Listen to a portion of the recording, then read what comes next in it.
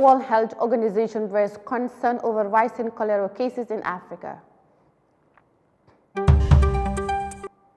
Gambian Students Association in Turkey said they are not affected by the recent earthquake. And also coming up, the United Nations Secretary General describes the recent earthquake as biggest natural disaster of our time. This and more coming up.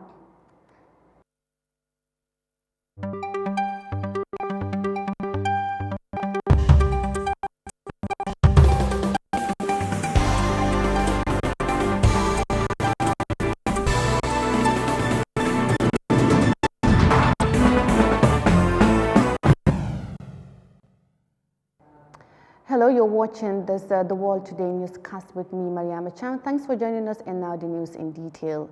The World Health Organization on Thursday revealed that Africa is currently experiencing an exponential rise in cholera cases amid a global surge in the disease. WHO indicated that in January alone, cases across the continent were 30% higher than for the whole of last year. Now, Moses Imen has the rest of that in this report. Several African countries are currently being affected by cholera, a deadly waterborne disease that causes acute watery diarrhea and can kill within hours but is easily treatable. Malawi is its worst outbreak in 20 years and has been the hardest hit by the new infections, according to a United Nations report. Besides Malawi, neighboring Mozambique and Zambia, as well as Burundi, Cameroon, the Democratic Republic of Congo, and Nigeria have all reported cholera cases. Ethiopia, Kenya, and Somalia are also dealing with the outbreak amid the historic drought in the Horn of Africa, which has left millions in dire need of humanitarian aid. WHO Regional Director for Africa, Dr. Moti, expressed concern over the prevailing situation, saying the continent is witnessing a worrying scenario where conflict and extreme climatic events are worsening the triggers of cholera and increasing its toll on lives. As of January 29, an estimated 26,000 cases and 660 deaths have been reported in the 10 countries, the report shows. WHO further indicates that if current trend continues, cases could surpass the number recorded in 2021, the worst year for cholera in Africa in nearly a decade. The average case fatality ratio is almost at 3%, which is above the 0.3% rate last year. The report thus suggested that such increase far exceeds the acceptable level of below 1. Dr. Moti also outlines that it's critical for African countries to scale up readiness to quickly detect cases and mount comprehensive and timely response. The UN report on WHO investment to tackle the deadly disease, stating that the agency have disbursed $6 million to kickstart emergency cholera response in Malawi, Kenya, and Mozambique through an international partnership vaccines known as the ICG. The increase in cholera outbreaks globally has put a huge strain on the availability of oral vaccines for the disease. In October, the ICG temporarily suspended the standard 2-dose regimen to a single-dose approach. For Eyeafrica News, I am Moses Imendi. The World Health Organization, they are saying that Africa is currently experiencing a rise in cholera cases amid a global surge in the disease. Now, Sinchubale Health Center in the Commonwealth West Coast region on Wednesday inaugurated its new maternity ward built by Holland philanthropists as part of efforts to complement government efforts in enhancing healthcare delivery in the Gambia. Now, the newly built labor ward is being widely celebrated by the community of Sinchubale, especially women folks who dominated the inauguration ceremony. Details in this report. The provision of such a health facility for any community will help increase their access to crucial primary health care by mitigating constraints such as lack of insurance, distance traveling, and language for their patients, among others. Most women in the Old constituency, especially Sinchubale, usually visit Serekunda General Hospital or Bundung Maternal and Child Health Center for their antenatal and postnatal services. However, with the advent of the newly built maternity ward at the community's health center, the beneficiaries are urged to make best use of the provided ante and postnatal care. Speaking at the inauguration ceremony, Wuri, a nurse at the Sinchubalia Health Center, said the community should preserve and also take advantage of the ward, saying it is purposely built for women to stop traveling long distances to seek antenatal care to other health facilities. This labor ward is for the residents of not only Sinchubalia, catchment area villages also are involved. We don't want you to go outside when you can access the health services that you need in this facility. Why go to Fajikunda? Why go to Bundung when Sinchubalia can do it? We have the staff, we have the knowledge, and we have the skills. So before you think, I always, during my antenatal, when I am giving the health talks, I usually tell the mothers that, why think Jammeh Foundation? Why think Fajikunda? Think anytime that you want services related to your health, think Sinchubalia. Charity begins at home, and we are not far. Looking at the catchment area, all these villages are interconnected. The regional principal nurse Fatou Sanyang encourages pregnant women to be going early for their antenatal to avoid any complications before or during childbirth. ñene dañ dee toog léegi ñu xam ne léegi tey ñu wasi ñu dem noos te loolu noonu du dee baax because su fekkee ne da nga am problème pour ñu gaa laa dimbale daf dee jafe torop so loolu noonu maa ngi ñaan jigéen ñi ñëpp jigéen ñi nekk Sinchubalia ak ñu ko wër dëkk yëpp ak Gambian jigéen yëpp nañ ñi dee teel a dem noos loolu loo xam ne dañ si bugga torop ba dee dangaa gis comme ni ma ko waxee ñu bëri duñ dee teel a dem noos dañ dee wax ne weer bu nekk di dem noos loolu noonu dafa di wante dem noos bi dafa am solo torop because soo demee nañ la wiste seet sa doom bi naka la tëddee seet la yow yaay bi si boppam seet sa préso seet sa seben seet yëpp pour luñ dee bugga mooy ku nekk soo biiree nga wasi na Alaji Sankare, the Director of Health Western Region 1, reiterates the Ministry of Health's desire to make sure every individual has access to quality healthcare services. He also recognizes the competency of the staff at the health center while advising them to take good care of the maternity ward. I want to inform this August gathering that it is one of our resolve as a Ministry of Health to provide access and quality healthcare to the population of this country. Initially, our resolve was to ensure that every segment of the population will have access to healthcare within 5-kilometer reach. But now we have lowered that down to 3 kilometers. Nobody will travel more than 3 kilometers without having access to healthcare services. And this maternity that we are here gathered to inaugurate is maneuvered by exceptionally highly competent nurses and midwives. And whatever services that any woman will want to have, either in Banjulending, Yundum, Sukuta, Brufut, Bakau, or Serekunda, available in this facility here. Both antenatal services, maternity care, labor and childbirth, outpatient services, and inpatient services. It is a minor health center working alongside with all the health facilities I just mentioned. And as a result, we expect the maternity ward here, that's the labor ward, would not be a white elephant for people to leave this place and then go to other facilities. Through the humanitarian support of the Holland philanthropists, the community health facility also has an ambulance, borehole, and other needed facilities. The Sinchubalia Minor Health Center was established in 1982, and it serves as a catchment area of several communities with an estimated population of 78,000 inhabitants. Accordingly, the health facility provides both preventive and curative treatment. With the newly built maternity ward in place, child delivery and maternal health care will be easier for people in the area, especially women. Reporting for Eyeafrica News, I am Yahya Jammeh. Sinchubale Health Center in the Kumba Northwest Coast region there welcomes newly built maternity ward by some philanthropists in Holland. Now, the United Nations Secretary General Antonio Guterres on Thursday described the earthquake that struck Turkey and Syria as one of the biggest natural disasters in our time. Now, amid ramped up rescue and aid efforts, he reveals that the first United Nations convoy has crossed into northeast Syria.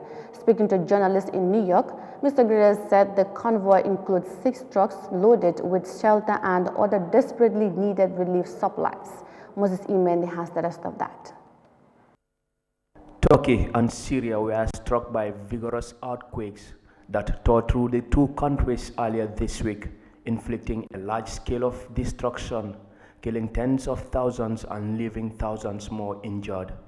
The two countries are since facing the unbearable experience of the aftershocks, and the United Nations is in the front line of emergency response efforts. Already, the organization has released $25 million from its Central Emergency Response Fund to jumpstart the response and is expected to launch a flash appeal for donor support for those affected by the earthquake in Syria by early next week. While giving his overview of the immeasurable impact of the earthquakes, the United Nations chief says that more help is on the way to Syria and Turkey, but observes that much more assistance is needed. The earthquake that struck Turkey and Syria is one of the biggest natural disasters in our times. Just hours ago, the first United Nations convoy crossed into northern Syria through the Bab al-Awa crossing. It included 6 trucks carrying shelter and other desperately needed relief supplies. More help is on the way, but much more is needed. Mr. Guterres also spoke of the solidarity shown to those affected, saying he is deeply moved, and further enumerated the UN's engagement in the face of the sickening impact of the earthquakes.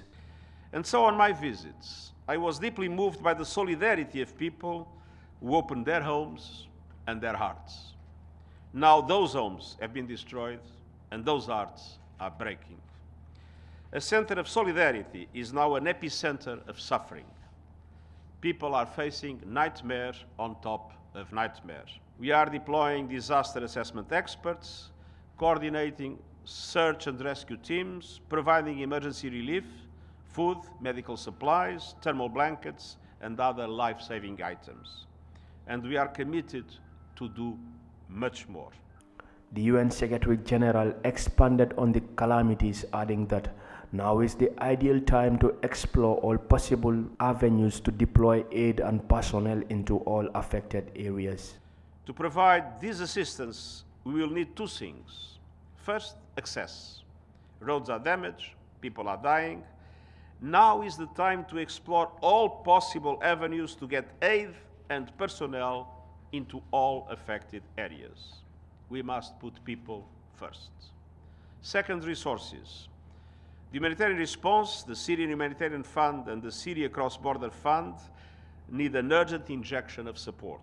In the face of this epic disaster, I strongly appeal to the international community to show the people of Turkey and Syria the same kind of support and generosity with which they received, protected and assisted millions of refugees and displaced people in an enormous show of solidarity. Mr. Guterres has, however, warned that now is the hour to stand up for the people of Turkey and Syria amid the unfolding catastrophic conditions. At least 18,000 people have been killed in Turkey, according to the country's vice president, while in Syria, over 3,000 people are reported dead. Rescue teams are on the ground digging into the rubble for a 5th consecutive day to find more survivors of the devastating earthquakes that swept across cities in Turkey and Syria. For Eyeafrica News, I am Moses Imendi. The UN Secretary General Antonio Guterres there described the earthquake that struck Turkey and Syria as one of the biggest natural disasters of all times. Now, the prevailing cash scarcity in Nigeria is affecting business activities in the West African nation, especially online money transactions. The recent cash shortage began in the country since the introduction of a new banknote into the local market, with old ones almost fading away. Now, despite welcoming the government's move to introduce the new banknotes, some economist analysis said the impending realities could frustrate citizens to disregard the cashless policies. Details in this report. The past 2 weeks have been a roller coaster for Abuja-based POS operator Ismaila Abdullahi. Requests for cash withdrawals from his customers have been rising daily. Ismaila cannot get the new Naira notes from the bank, and seeking other options to get cash for payouts means he has to hike his charges by over 600%. Business was quite okay when the cash was available. We used to charge 100 Naira for every 10,000 Naira payout. But now I charge between 600 to 800 Naira for 10,000 Naira. I can't even pay one individual up to 20,000 Naira. The cash shortage in Nigeria has worsened since the launch of the redesigned notes. While old notes are nearly out of circulation, new ones are in short supply. The ATMs are not dispensing, neither are banks paying over the counter, and other cashless options are mostly inoperative. Now citizens desperate for cash could pay as high as 20% on POS charges. I've seen a friend who paid 200 just to get 1,000, and it's quite high. Little transactions like paying for tolls, buying water, little things that cost maybe 200. You don't have cash in hand to carry out your daily, even daily living at home. You don't have cash because each time you go, they tell you, the ATMs are not working, the POS machines are not working. You try to do a transfer, the bank app itself at times doesn't even respond. According to the World Bank, Nigeria is one of 7 countries that contribute to half of the global unbanked population. The low financial inclusion and weak infrastructure are slowing the adoption of the cashless policy. Yes, the policy is a good one. Our old Naira is actually old and it's actually due to be changed, even legally. But there's supposed to be a roadmap. The infrastructure for the cashless policy have not been put in place. If I were to be there, I'm going to ensure that we have steady networks for the bank, for the commercial bank. These challenges are the discouraging challenges, and it's putting Nigerians off, discouraging them from embracing the cashless policy. Economic watchers urge the government to ramp up the digital platforms to make the transition seamless. Nigeria's prevailing cash scarcity is affecting business activities in the West African nation, especially online money transactions. We'll take us to a quick break and we'll be back with more news. Stay with us.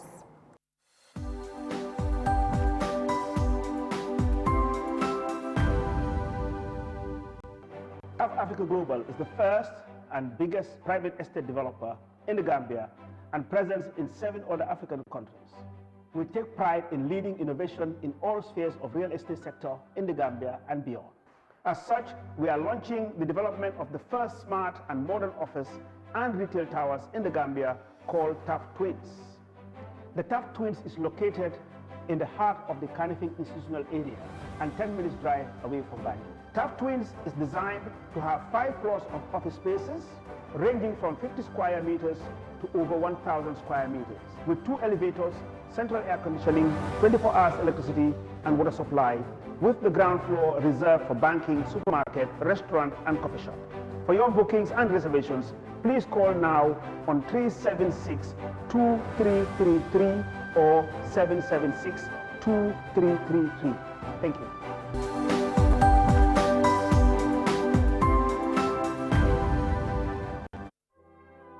The Gambia will celebrate 58 years of independence on 18th of February 2023 on the theme Democracy, a Recipe for Peace and Development.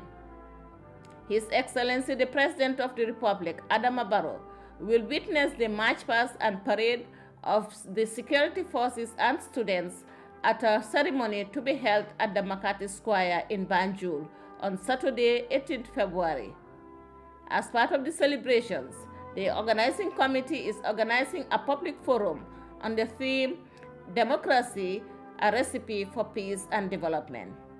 The event, which will take place at the Sir Dawda Kairaba Jawara International Conference Center in Bijilo on Thursday, 16th of February, will bring together representatives from various walks of life to reflect, debate, and have conversations about how we can strengthen our democracy to ensure peace and growth.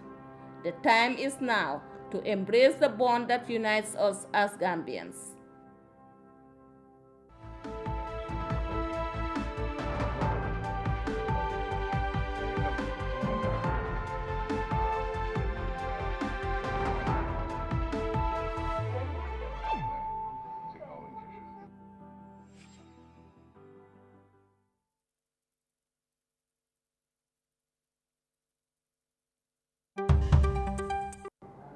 Welcome back from that break. If you're just tuning in, you're watching the World Today newscast, and now to more stories. Now, following the recent deadly earthquake in Turkey and Syria, which instigated fear within the affected countries and beyond, amid the safety of the people residing in the affected countries, a few days after the Gambian authorities confirmed to Gambian citizens who were affected by the earthquake, the Gambian students in Turkey also, in a statement, announced that so far no Gambian student in Turkey is affected by the earthquake. Now, the association's president, Mr. Basiru Toure, assured their families here in the Gambia that they are all in good shape and that they are not in any danger. Now, he said they have been in contact with each other, especially those residing in affected areas. Now, fortunately, according to the president, all students are safe, and that the association's top priority at the moment is to make sure of their well-being and provide support to whoever needs it. Now, meanwhile, the association also expresses gratitude to the Turkish authorities and emergency services for their swift response and effective management of the situation. Now, the students also recognize that what they describe as an outpouring of support and concern from the Gambian community and friends in Turkey. The Students Association is further reminding the student community in Turkey to stay informed and follow the guidelines and recommendations of the Turkish authorities and relevant stakeholders. Now, according to news agencies, more than 21,000 people have been killed by the earthquake that struck the two countries. At least 17,674 people have died in Turkey, and the Syria authorities reported 3,377 deaths so far. Now, that was the Students Association who are residing in Turkey, ensuring their families here that there is no one who has been affected by the recent earthquake that has struck Syria and also that of Syria as well. So still moving on the news.